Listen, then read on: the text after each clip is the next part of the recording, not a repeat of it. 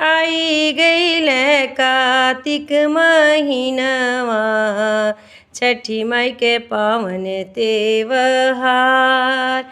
आई गईल कार्तिक महीनवा, छठी माई के पावन त्योहार।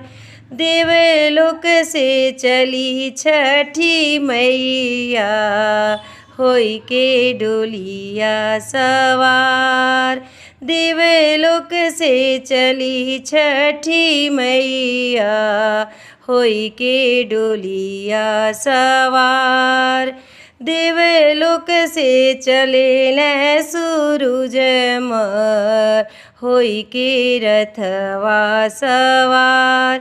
देवलोक से चले सूरज मल, होई के रथवा सवार। घर में से होला तैयारिया, घर में से होला तैयारिया।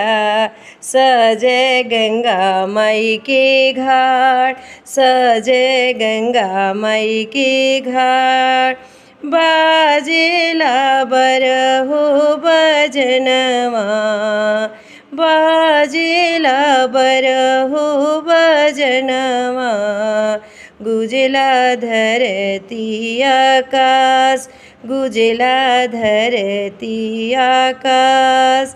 जल बीचे खड़ा होई है तिवैया, आपन अचरा पसार।